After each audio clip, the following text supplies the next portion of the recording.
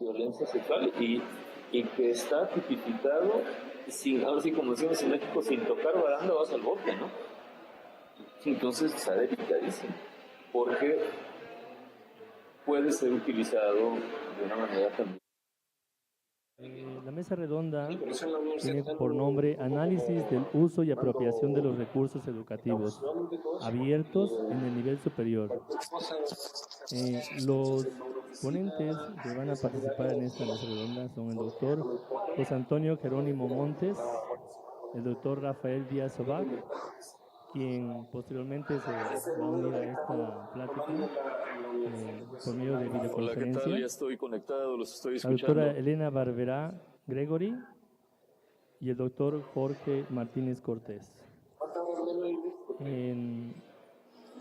Dando una pauta general del uso de recursos abiertos, cabe mencionar que es una innovación muy fuerte y en boga actualmente, ya que permite el acceso a diferentes recursos educativos para toda la Ya voy a población. empezar. Es decir, no son recursos comerciales. Esta tendencia empezó en Europa y se ha ido desarrollando fuertemente a través de todo el mundo. La tendencia es que nosotros podamos usar esos recursos, ya sean plataformas educativas, ya sean materiales, incluso publicaciones, toda la serie de implementaciones tecnológicas educativas que tengan como etiqueta el recurso abierto, nos permite utilizarlo, incluso en algunos casos entrar al código, modificarlo en beneficio de la educación. Así también se considera como una manera de interactuar entre diferentes vertientes que permiten el uso de la tecnología para el aprendizaje basado en computadora y actualmente el aprendizaje basado en celulares. Vamos a iniciar el formato de esta mesa redonda, es muy sencillo, vamos a iniciar dando la palabra a cada uno de los expositores y ustedes tendrán la oportunidad de realizar las preguntas pertinentes de acuerdo con lo que ustedes, el tema en el cual quieran ahondar. Y empezamos con el doctor José Antonio Jerónimo Montes. Démosle un fuerte aplauso, por favor.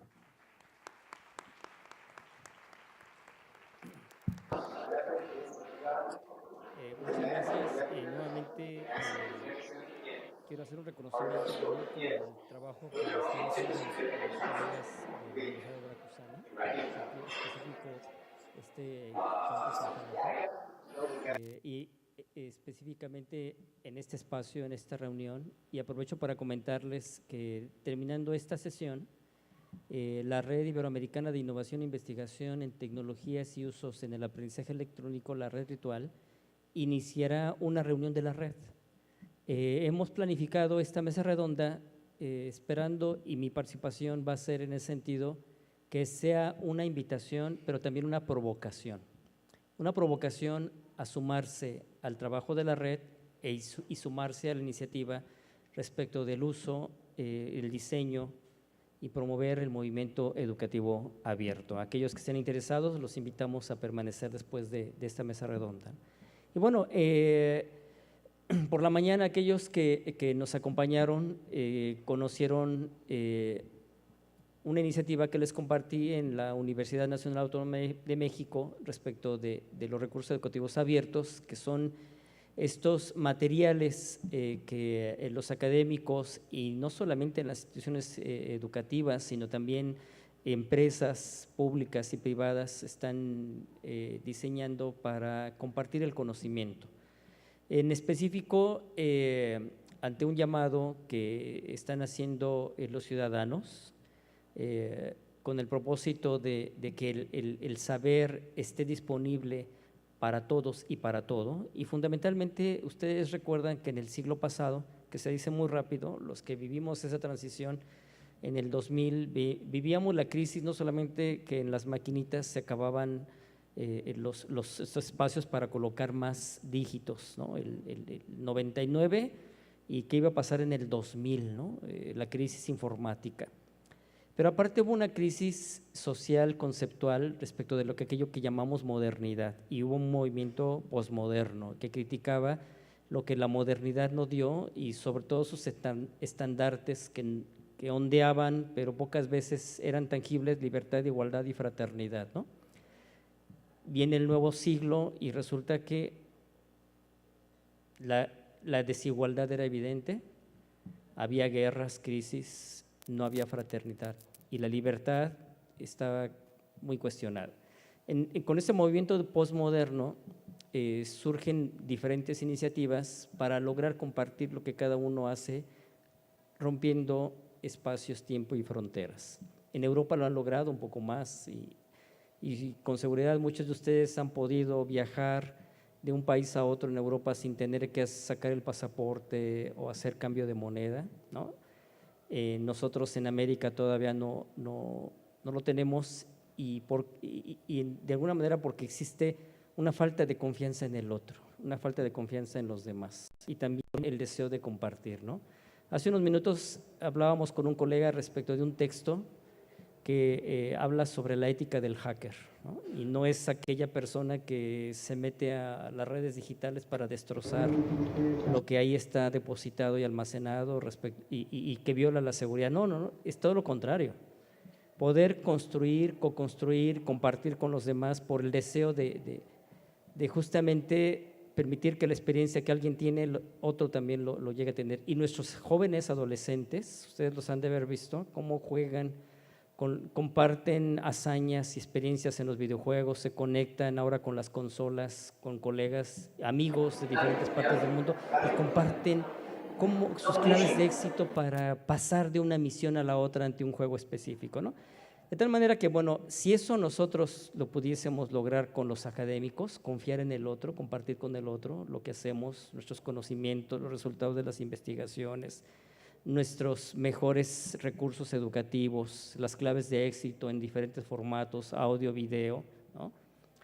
En esencia, el movimiento educativo abierto considera aspectos de la ética del hacker. Yo no quiero que digan que el doctor José Antonio Jerónimo vino a la Universidad Veracruzana a promover los hackers, ¿no? En ese sentido perverso o malo, ¿no?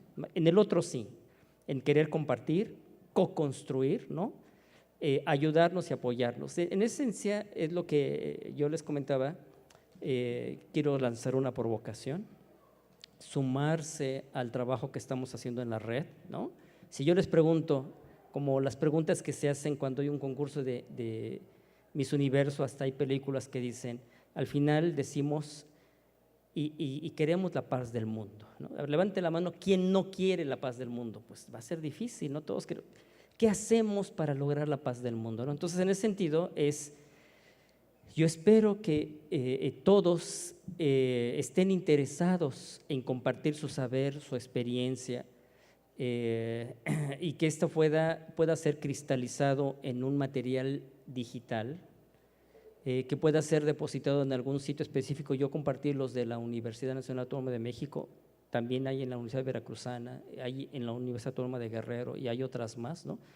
Y yo mencioné que el CONACYT tiene un proyecto de repositorios institucionales. Se quiere hacer una red de repositorios institucionales, que va a ser una maravilla. Y si eso lo hacemos América y Europa, etcétera, imagínense el saber del mundo depositado y accesible, sin costo. Alguien lo tiene que financiar, que para eso están los gobiernos, ¿no? Y ahí la libertad y la igualdad y la fraternidad, que no se cumplió el siglo pasado.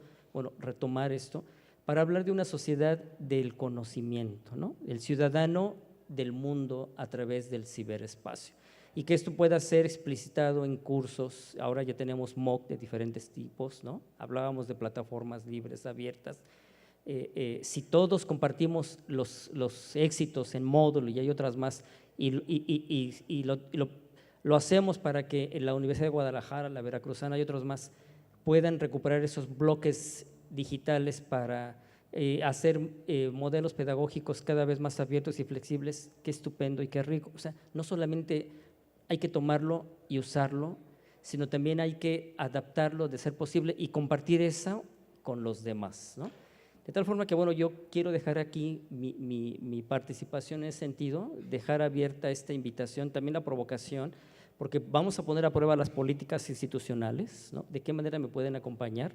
Vamos a hablar de derechos de autor, organicemos espacios de diálogo y debate sobre los derechos de autor.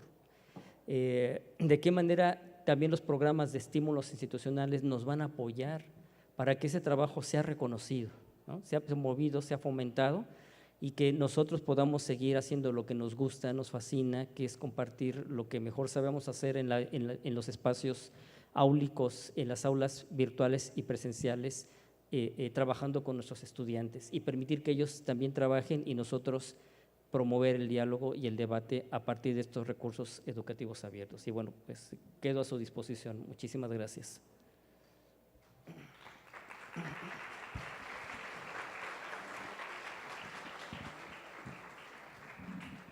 Vamos a dar la pauta para que exprese su participación la doctora Elena Barberá Gregory. Gracias, doctora. Muchas gracias. Buenos días otra vez a todos. Yo seré bastante concreta porque creo que realmente hay muchas preguntas en el aire. Y haciendo referencia a la conferencia que hemos tenido a primera hora de la mañana, justamente el doctor Jerónimo, ¿no? A mí me ha gustado mucho que nos enmarcara desde el principio todo lo que es y lo que no es los recursos abiertos de aprendizaje, porque les quería comentar que no todos, y que además utilice el marco UNESCO, ¿no? No es tan sencillo. Muchos profesores, y hablo de mi institución ahora mismo, una institución en línea, totalmente, 23 años de vida, que tendríamos que estar y estamos muy acostumbrados a manejar materiales. Nos vamos preguntando a veces todavía si todo lo que está en Internet no es abierto. Tuvimos una reunión hace un mes y medio y no hablo de los profesores colaboradores, hablamos de los profesores también un poco más en plantilla, ¿no? Y claro, no todo lo que encontramos en Internet ni mucho menos es abierto en ese sentido. Lo pone bastante bien la definición, ¿no? Aparte del ánimo de lucro, etcétera. Y lo digo porque eso nos pone en una falsa posición, para, de algún modo, pues, convencer a nuestros profesores que no cualquier cosa puede ser puesta en aula virtual. Y también lo digo porque nos pone en una, digamos, no digo que nos facilite, pero nos aboca o nos hace tender a una cuestión que es un riesgo, que no abriré esa vía, que es muy larga y oscura, que es el tema del plagio. Claro, cuanto más tienes a la mano, cuanto más puedes acceder y te piensas que aquello es un artículo que lo has escrito tú y que lo puedes compartir con tus alumnos, que no es así, pues entonces, claro, tienes más cuestiones que igual no plagias por copiar y pegar, plagias o eres deshonesto porque no haces una referencia directa al autor, por ejemplo, también, ¿no? No sé si me explico. Nosotros tenemos multas, no digo millonarias, pero las universidades, hace poco en la universidad de mi localidad, pusieron una multa fuerte, por utilizar en el aula. Tengo este artículo, lo cuelgo, este otro, lo juntaron un poquito todo y una multa bastante ejemplar. Nosotros somos una institución que realmente, les daré 3 ejemplos.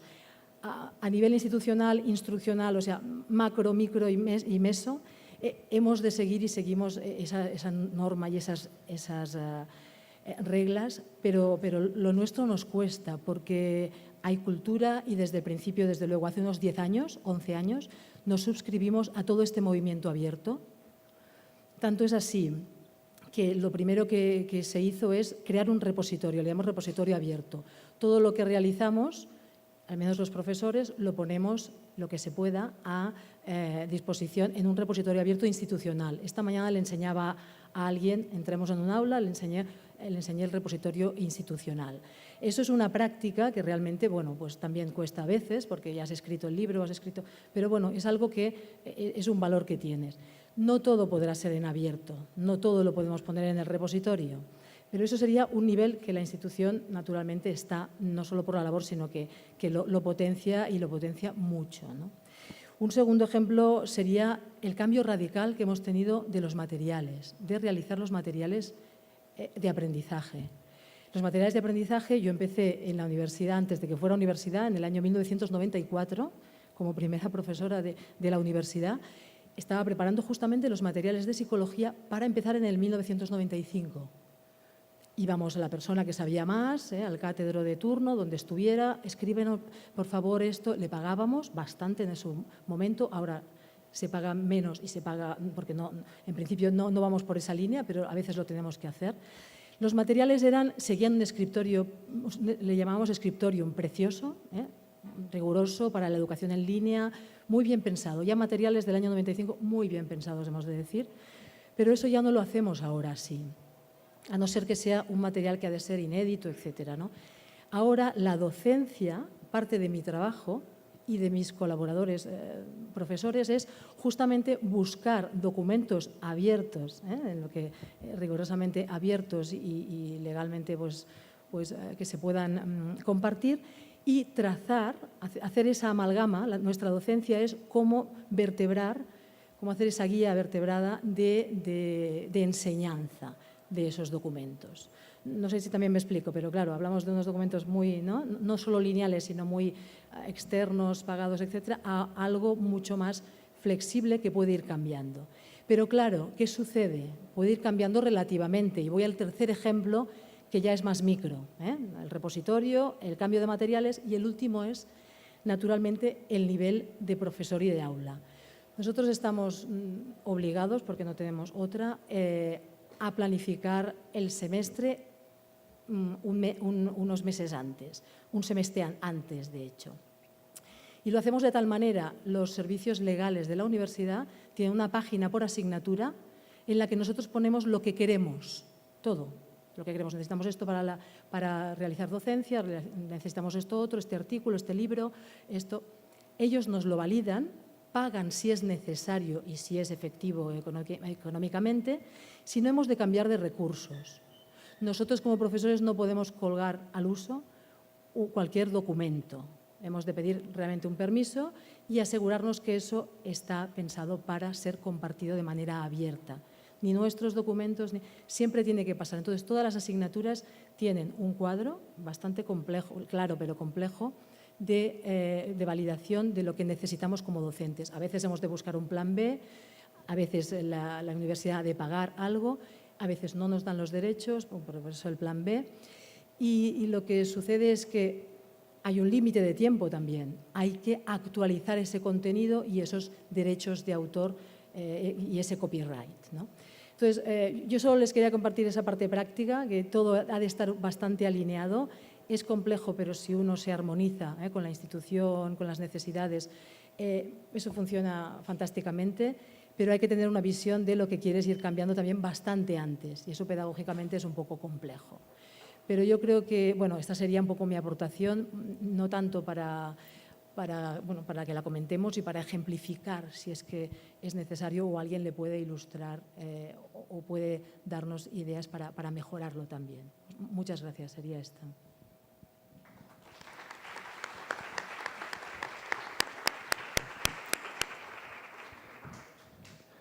Tenemos ahora el enlace con el doctor Rafael Díaz Obac. Vamos a ver si es posible. ¿Sí? Bueno, muy buenas tardes. No sé si se escucha bien. Nada más díganme sí o no. Hola, hola. Hola, hola, hola. Perfectamente, se escucha muy bien, doctor. Ok, muchas gracias. Muy buenas tardes a todos en la mesa. Jorge, gracias nuevamente por la consideración de mi participación. A nuestro invitado, que nos propone el incorporarnos a una nueva red. Yo ahora los saludo desde la Universidad Católica de Chile, en Santiago, al cual amablemente me invitaron hoy a participar en un foro internacional sobre el tema de educación 4.0 y el tema de patentamiento y transferencia tecnológica. Entonces, Los saludo ahora desde un clima bastante frío, pero bueno, pues con mucho gusto y nuevamente un gusto para todos. No pude seguir la transmisión de lo que comentaron mis compañeros que me antecedieron, pero voy a tratar de no desentonar en la charla. Yo creo que el tema de educación a distancia es un tema que no hemos, al menos en México, podido abordar y agotar y aprovechar al máximo, y que sin duda está ligado al tema y al esfuerzo que hacen muchos académicos en cuanto al uso de tecnologías de aprendizaje y a todo el uso de recursos tanto públicos y gratuitos que se generan. ¿Qué sucede? Y voy a comentar un poco la experiencia que tengo desde el área de educación a distancia, desde el área que estamos ahora manejando desde la ACINET y lo que hemos estado comentando con respecto a la educación a distancia en México. Hay una falta de claridad inicialmente sobre a quién le corresponde y quién debe llevar los procesos de educación a distancia. Si es la parte tecnológica o si es la parte educativa o si es la parte responsable de la academia en las universidades. Y creo que debemos de partir primero, antes de cualquier esfuerzo institucional para este tema de educación a distancia, debemos de partir de algo que es fundamental.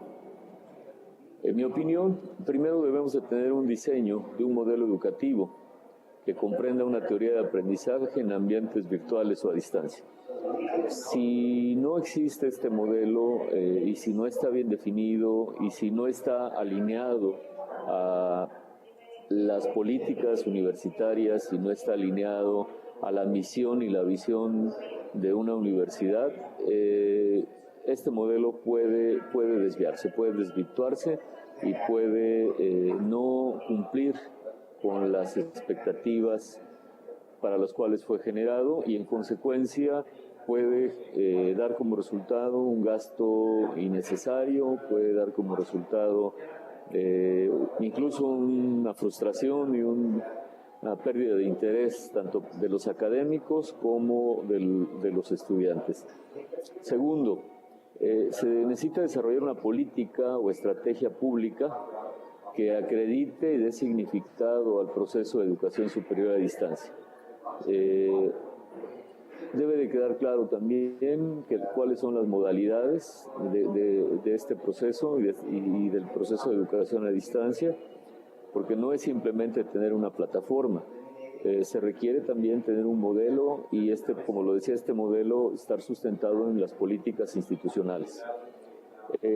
De ahí creo que, de acuerdo a lo que escuchaba hace un momento, que logré sí escuchar un poco, se requiere desarrollar un sistema o una política dentro de estos comentarios que estoy haciendo.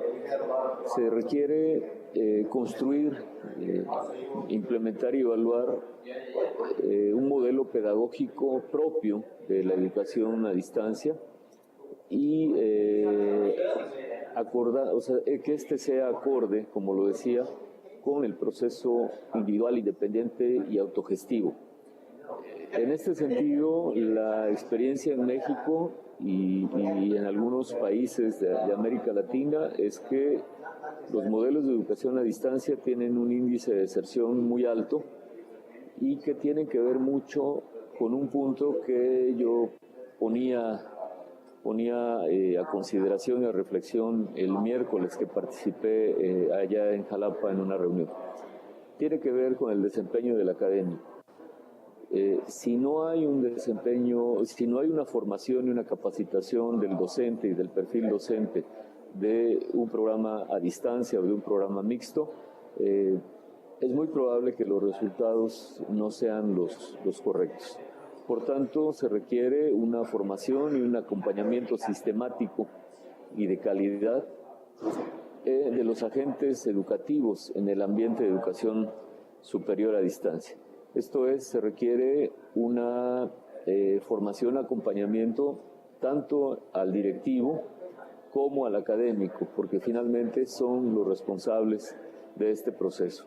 Y se requiere también una formación y una capacitación a los estudiantes, a los que van a participar en este modelo. Quizá nosotros pensemos que la educación a distancia se puede asumir de una manera natural, pero no es así.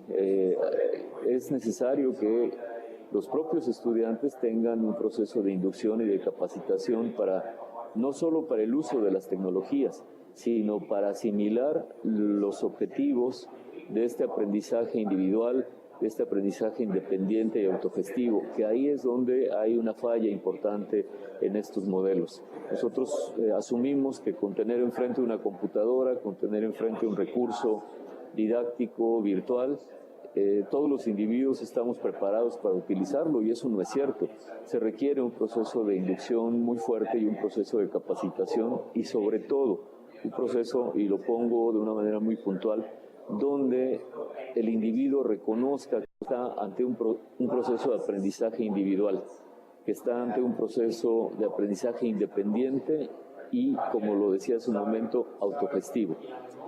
Considero que esos son temas que son fundamentales y que son del ámbito totalmente académico. Paralelo a esto debe de correr, sí, sin duda, el proceso de desarrollar un sistema tecnológico que le dé conectividad, que le dé acceso de calidad y de equidad al proceso de educación a distancia. Sin duda se requiere el desarrollo de una plataforma estratégica que integre procesos prioritarios, que integre proyectos de educación, proyectos de innovación, que incluso integre la legislación y la cooperación institucional, y se requiere extender la conectividad tecnológica, así de la misma manera que se está haciendo una promoción del uso intensivo de las TIC. También hay que incrementar la conectividad tecnológica, que eso es algo que pareciera que todos tenemos acceso, pero sin duda es un problema también de inclusión en algunos sectores, donde el acceso a la conectividad no es el adecuado. Pues por mi parte, es las ideas que quisiera yo compartir con ustedes y resumirlas en dos grandes puntos. Por un lado, necesitamos el modelo pedagógico, necesitamos el modelo de educación a distancia que esté alineado a los fines, a la misión y a la visión institucional, y que tenga muy claro qué es lo que queremos. Y por otro lado, necesitamos tener un modelo tecnológico que también permita el adecuado uso de los sistemas de información y el uso adecuado, el acceso adecuado a las TICs. Concluyo diciendo que en México al menos tenemos una situación muy clara. La oferta de educación a distancia a los jóvenes todavía es un elemento sociocultural que no permea totalmente. Un estudiante aspira a ingresar a la universidad y lo que aspira es estar adentro de la universidad. No, hay un desencanto cuando le decimos sí, y te vas a quedar en tu casa porque desde allá vas a cursar 4 o 5 materias. El estudiante todavía no tiene esa apropiación, y es algo en el cual tenemos que trabajar de manera muy fuerte, estas redes de colaboración universitaria que se forman, y debemos de compartir pues todas las buenas prácticas y todas las buenas experiencias para poder integrar lo que debería de ser un gran sistema nacional de educación a distancia.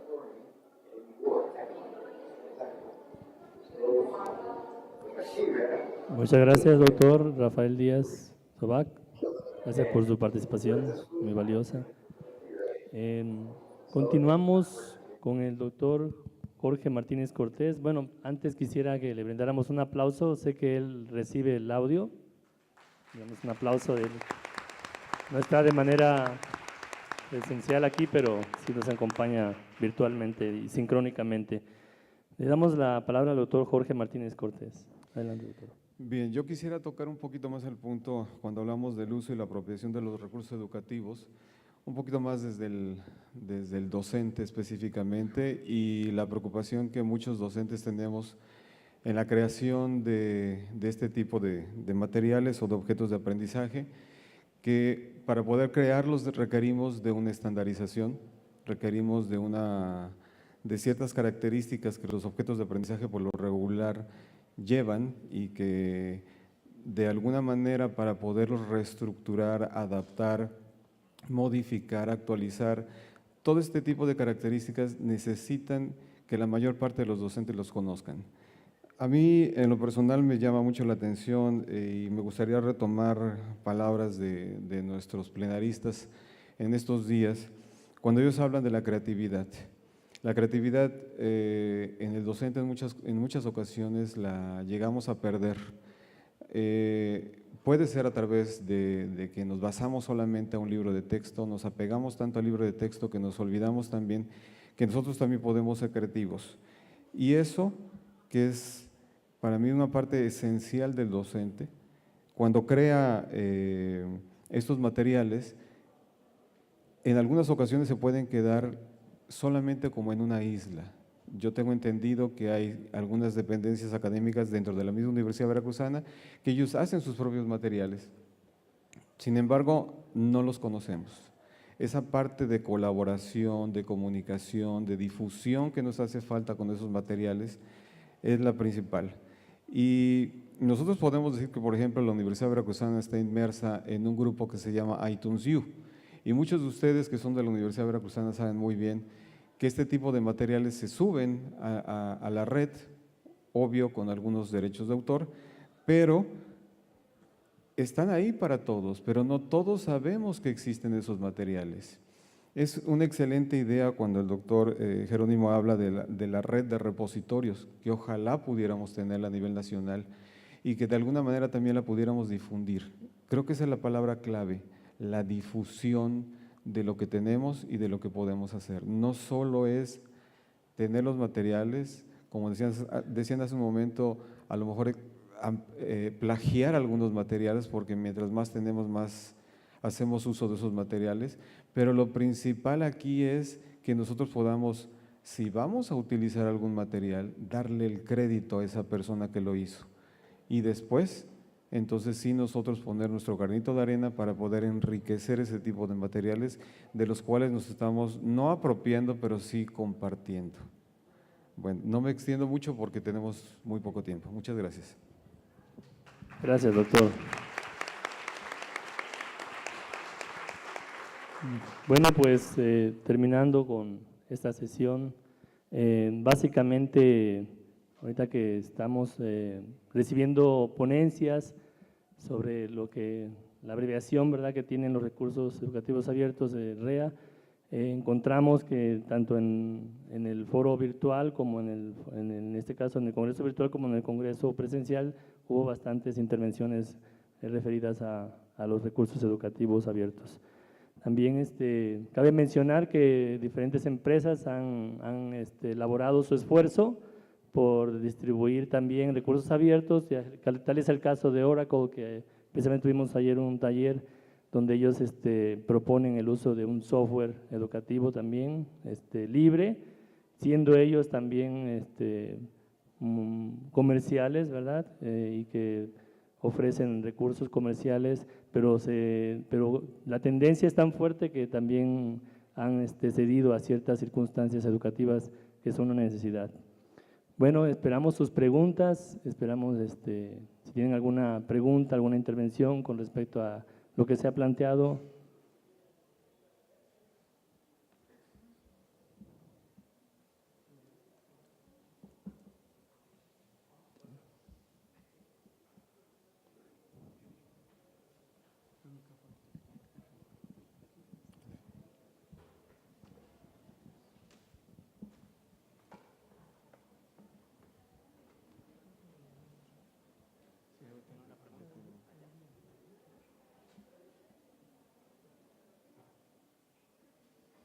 ¿Alguien tiene una pregunta ahorita para...? ¿No?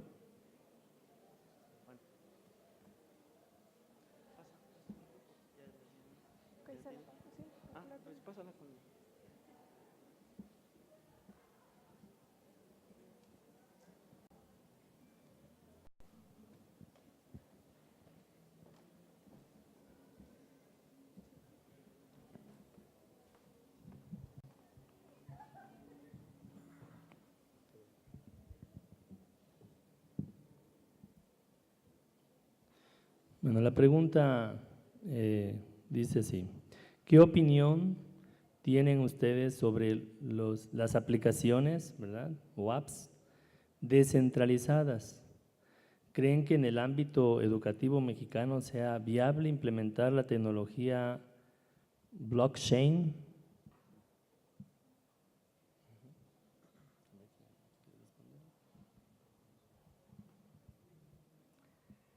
Bueno, yo recuerdo recientemente hubo una experiencia justamente en algunas actividades que se organizaron en esta cátedra UNESCO. Me parece que fue el colega español Antonio Bartolomé que habló sobre los blockchain en educación y recuperaba la metáfora de este intercambio en él y algo que hemos conocido respecto del cambio monetario, ¿no? Y, por ejemplo, en monedas digitales, los bitcoins, ¿no?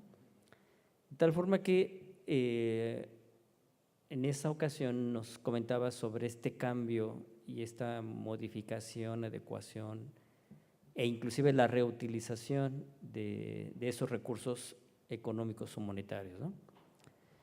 Si recuperamos esta metáfora de lo económico, lo comercial en educación y en el contexto de esta mesa sobre la posibilidad de un recurso reutilizable, ¿no?, y en dónde estaba el intercambio, qué se ganaba y cómo se validaba y certificaba esa moneda, por ejemplo los bitcoins, que dentro del objeto en sí mismo se llevaba una especie de sello digital respecto de ese intercambio y que eran los usuarios quienes daban validez a esa moneda, ¿no? Lo que es diferente de la moneda papel que son los bancos, por ejemplo, los países, ¿no?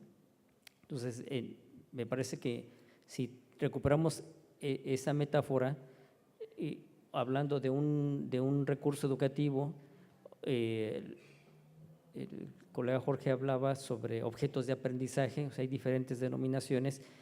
Un reto también es unificar las maneras, las formas de denominar estos recursos y que la validación se pueda dar. La doctora Elena hablaba sobre que no cualquier recurso digital, por el hecho de compartirlo y colocarlo en un sitio, ya es un recurso educativo abierto, ¿no? Somos los académicos y los aprendices y aquellos que están en la práctica misma, en la práctica profesional, quienes también lo pueden validar. Si esto se pudiese llevar en el objeto de aprendizaje y plasmarlo durante el uso, bueno, es una nueva dinámica de coevaluar el propio recurso educativo en el uso mismo, ¿no? Es lo que yo puedo comentar. No sé si algún colega quiere agregar algo más.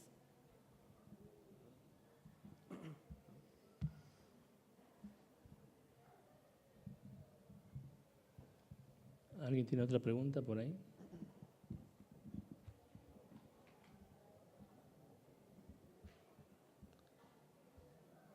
Sí, ahondando en el comentario del doctor Jerónimo, precisamente los blockchains permiten una interacción con los editores de los contenidos y eso hace que las ediciones estén entrelazadas y si hay alguna corrección en uno de sus bloques, ¿verdad?, se puede autocorregir en otros bloques, o si hay alguna edición que se realiza de acuerdo con la temática, se va interrelacionando y se van creando enlaces semánticos. Esto tiene que ver con lo que sería la web 3.0, que está trabajando y desarrollando aspectos semánticos y toda la interfaz y las relaciones que tienen que ver con nuestra vida cotidiana se están basando en un aspecto semántico más que un aspecto estructural. Bueno, no sé si le haya ayudado esa respuesta al compañero. ¿Alguna otra pregunta que tengan por ahí? ¿Se escucha? Buenas tardes. Desde el día miércoles que estamos aquí en el Congreso, se han manifestado diversas ideas en torno a las cuestiones de la tecnología. Sabemos que estamos viviendo en una sociedad en constante cambio, en una sociedad líquida.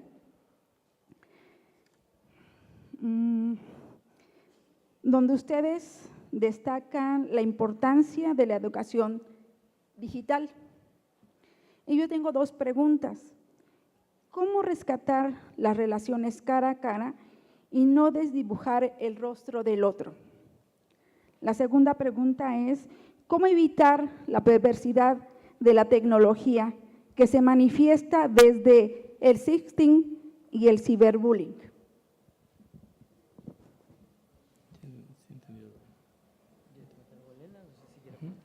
Y después yo quiero comentar algo también, pero… Yo intentaré aportar sobre la primera pregunta, más que nada para repartir, y porque es de lo poco que sé y sé un poco de educación virtual, digamos, pero estoy sesgada, es decir, que mi respuesta enmarquémosla ahí. Yo creo que más que empequeñecer o cortar la relación cara a cara, le amplía una dimensión. Yo me lo miro de esa manera, ya digo, yo creo que igual es algo, quiero decir, de formación, ¿no? Pero realmente es otro lado digamos, del cubo o del prisma que tengamos, ¿no? No creo que una cosa tenga que quitar a la otra, aunque solo sea una educación virtual. Se descubren muchas cosas cuando otras se dejan de hacer de aquella manera, por lo que sea. Abres recursos, abres maneras, miradas, la comunicación es totalmente diferente. Claro, alguien decía, es que no tienes ese cara a cara y pierdes toda esa naturalidad y además no se entiende a veces, ¿no? Pero claro, es verdad que tienes mucho más tiempo, tienes un tiempo dilatado de comunicación, por tanto una ventana abierta potencial, ¿no? Y cuando vas a clase presencial tienes 1 hora o 2 de clase a la semana. Esto solo hablando del espacio y del tiempo, pero aparte si hablamos de manera cognitiva, el cara a cara que da, es verdad, muchas pistas, ¿no? Uno hace muecas, entiendo, no entiendo, ustedes están con una postura y nosotros, ¿no? Y hablamos sin realmente emitir palabras. En virtualidad yo creo que pasa lo mismo, o yo les puedo decir que al cabo del tiempo sucede lo mismo, hay vestigios que uno lee y va haciendo y va viendo, y entre ellos están los silencios, que también son estudiados a nivel virtual, que significan no solo una cosa, sino muchas. Entonces yo creo que las aristas de esta comunicación geométrica pues, se engrandece más que limitarse, que cambia también, sí, ¿no? Muy bien. Bueno, yo agregaría en 2 dimensiones, estando de acuerdo con lo que dice la doctora Elena. Yo tengo más experiencia en la educación presencial que en la educación a distancia, sobre todo esta modalidad apoyada por redes digitales. Pero algo que puedo comentar es, en mi caso particular, el incorporar la pedagogía, o sea, la didáctica, los procesos de comunicación, de interacción en la educación a distancia han fortalecido mi experiencia como docente presencial, ¿no? Entonces, lo que comentó la doctora Elena, la organización de las sesiones de trabajo con los estudiantes, el día a día, lo cotidiano, la organización de los materiales didácticos y desde luego también recordar que los recursos digitales, bueno, véanos ahora, ¿no? La tecnología móvil, estamos en tiempo real con otro colega que está ahora en Chile, y bueno, estamos combinando lo virtual con lo presencial, Y me parece que hacia ahí vamos ahora, ¿no? Yo opino que se tiene que reconceptualizar las definiciones de educación a distancia, porque los medios permiten ahora que en lo inmediato tener contacto al otro. Y hay definiciones de educación a distancia que nos hablan de la falta de contacto cara a cara, ¿no? Por otro lado, también hay que reconocer, y siempre lo he mencionado, yo no hago a distancia lo que puedo hacer de manera presencial, ¿no? Y la educación a distancia ni es para todo ni es para todos, ¿no? Por ejemplo, hay momentos educativos, los niños, no podemos privarlo de ese contacto natural con el otro, ¿no? Y hay un conjunto de actividades y prácticas que se adquieren con el contacto directo. Pero si hay personas que por una discapacidad o capacidad diferente o por las cuestiones de distancia física no pueden hacerlo, pues bienvenido, ¿no? Y creo que en algunas edades o algunos momentos lo mixto, lo híbrido, el blended learning, y hay proyectos de niños, adolescentes y adultos trabajando sin límites de tiempo y fronteras, ¿no? Eso es por un lado. Y por otro lado, ver al recurso digital como artefacto, como un producto de una cultura. Yo recuerdo cuando leíamos lo que sucedió cuando se incorporó la imprenta y los cambios que originó, y no recuerdo quién fue uno de los papas que mandó a imprimir la Biblia, y entonces pidió que se revisaran todos porque este artefacto, esta máquina realmente hará copias fieles de lo que estamos copiando, reproduciendo a mano, ¿no? Y me hizo recordar la película del Nombre de la Rosa, que ustedes lo han de haber visto, los monjes con tinta en la boca, ¿no? Entonces dudábamos de la imprenta en ese momento, ¿no? Y le seguimos dudando de lo que hacen, ¿no? Y en efecto hablábamos del copiar y pegar, y se hablaba de los efectos nocivos o perversos de la tecnología. Entonces, con una pluma, y la metáfora de la pluma se llama, el bolígrafo se llama pluma porque recuperamos los orígenes de las plumas del ave mojadas con tinta y que plasmaban caracteres negros, ¿no? Un código de comunicación. Y ahora esto sucede en el foro, en los espacios digitales, en los foros, ¿no? Hay comunicación. Creo que lo importante es lo que hacemos con la pluma, lo que hacemos con el dispositivo, y recordar que hay una relación dialógica, ¿no?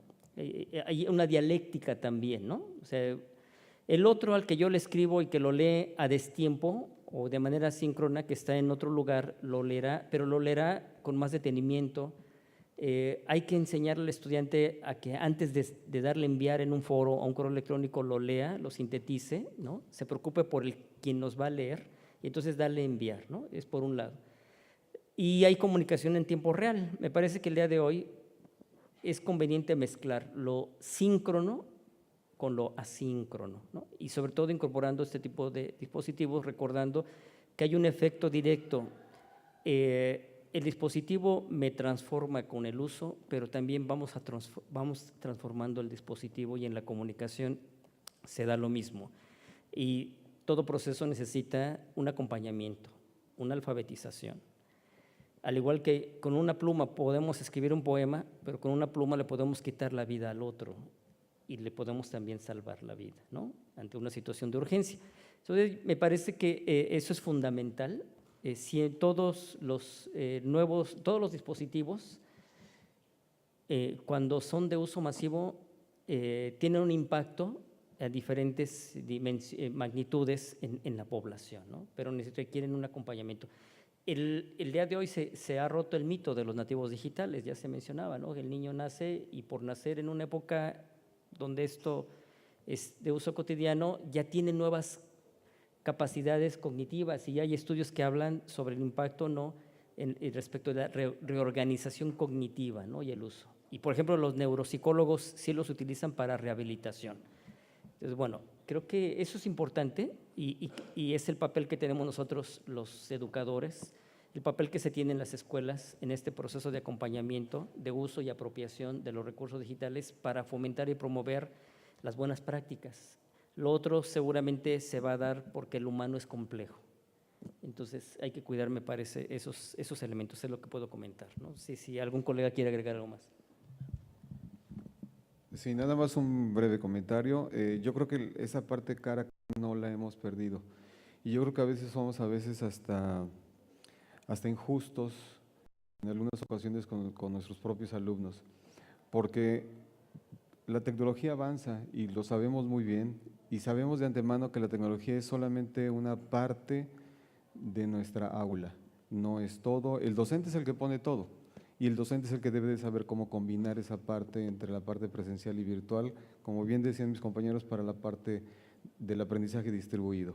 Sin embargo, no somos justos, por ejemplo, por el lado de la parte social, porque en el cara a cara, y espero que no me dejen mentir, pero muchos de ustedes se comunican con sus familiares a través de su teléfono celular por videoconferencia, que antes solamente lo hacían por una llamada telefónica. Ahora la videoconferencia se ha incrustado en la vida de todos de manera social. Lo podrán hacer por cualquier aplicación, pero siempre su teléfono celular inteligente.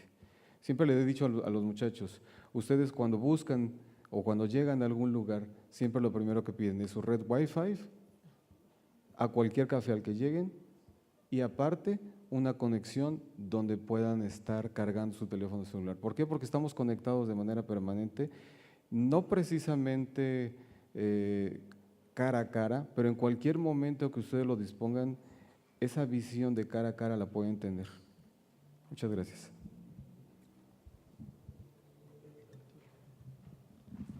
Bueno, vamos a enlazarnos nuevamente con el doctor Díaz Obac, a ver si está listo técnicamente hablando. Ahí está, doctor. Adelante, doctor.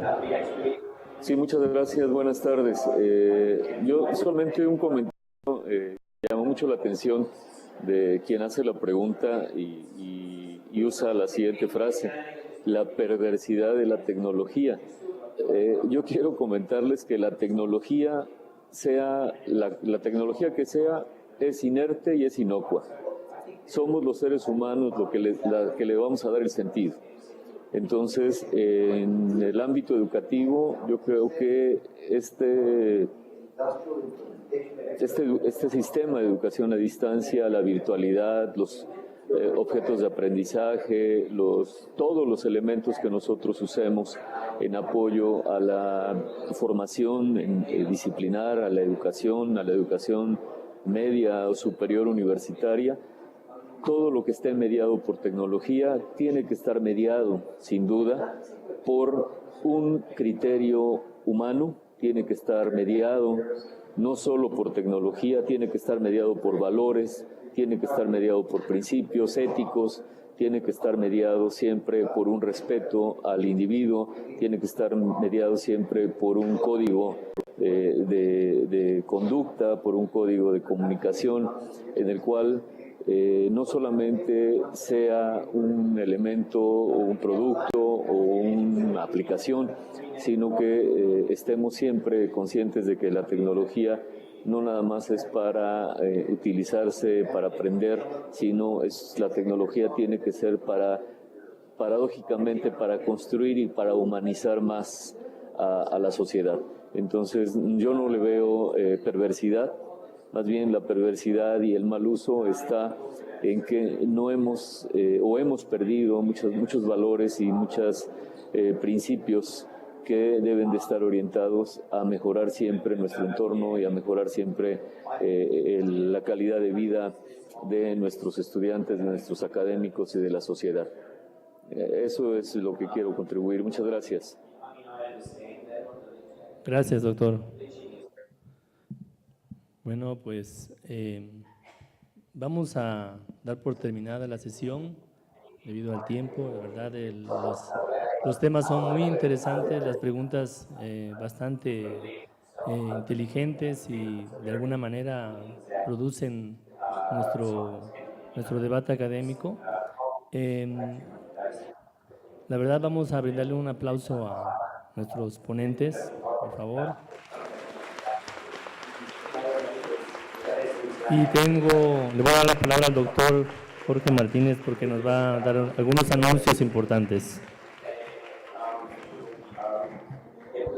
Yo no quisiera que se fuera Rafael, que nos está comunicándose con nosotros desde Chile para que se pueda enterar también de estas cifras, que por lo regular las cifras al final siempre son frías, pero vale la pena saber todo esto. Y antes de dar esas cifras me gustaría, en lo personal, dar Aquí sigo, Jorge, un no te preocupes, lo sigo acompañando. Muchas personas que han intervenido, como la rectora Sara Ladrón de Guevara, la doctora Magdalena Aranza Alarcón, secretaria académica de la Universidad Veracruzana, precisamente al doctor Rafael Díaz Obac, que desde Chile nos está escuchando, y también le agradecemos por toda la colaboración que nos ha dado, que nos ha apoyado, al doctor Mario Oliva del Departamento de Internacionalización, Rafael, lo decía yo, es de Desarrollo Académico, al doctor José Antonio Jerónimo Montes, que también año con año impulsa esta red para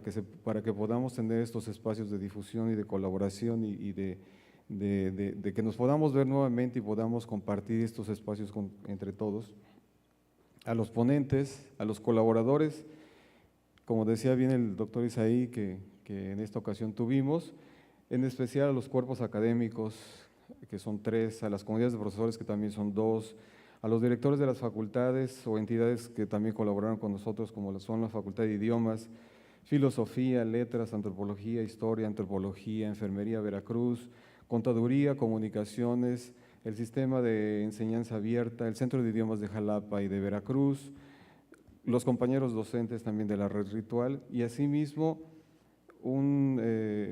quisiera agregarles esta parte que no la habíamos tenido antes en CIAMTE, que es la parte virtual, pero en CIAMTE tuvimos 30 ponencias virtuales, 80 participantes, 68 ponentes y asistentes, 12 asistentes únicamente que no fueron ponentes. En total tenemos 306 accesos en 3 días, además de 767 publicaciones en los foros, mientras que en la parte presencial tuvimos 237 asistentes, 100 ponencias en total, 40 instituciones, espero no se aburran con la lista que tengo, y hablamos de la Normal de Coahuila, Autónoma de Puebla, Casio Académico, CECIC de Altamira, el Centro Regional de Educación Normal, doctor Gonzalo Aguirre Beltrán, Centro Universitario Internacional de México, GRINCEF, la Escuela Normal Experimental, GRINCEF, ULA, Venezuela, el Instituto Ecológico, INECOL, el Instituto Tecnológico de Atitalaquia, el Instituto Tecnológico de Ciudad Madero, de Orizaba, Oracle, la Preparatoria del Licenciado Benito Juárez de Puebla, Rockland Community College de Nueva York, el Tecnológico Nacional de México, el Instituto Tecnológico de Ciudad Madero, universidades como Aguascalientes, Baja California, Guerrero, Tlaxcala, Zacatecas, Hidalgo, Morelos, la UAM, Carabobo, Granada, Guadalajara, Los Andes, Uppsala, Valle de Orizaba, Valle de Catepec, Intercontinental, Los Libertadores, la Universidad Nacional Autónoma de México, la Universidad Tecnológica de Nesa, la Universidad Veracruzana, por supuesto, y la Universidad de Cataluña. Así es que si se dan cuenta, tuvimos una gran afluencia, y en especial agradecer a todos y cada uno de ustedes que también pudieron estar aquí con nosotros y colaborar, enriquecer este tipo de espacios que año tras año creo que crecen más, y eso se lo debemos también a la Red Ritual y a la incorporación de nuevos colaboradores que participan y que se enrolan en este tipo de trabajo, lo cual es muy satisfactorio. Y aquí es donde espero que también en la reunión de red podamos hacer algunos comentarios. Muchas gracias.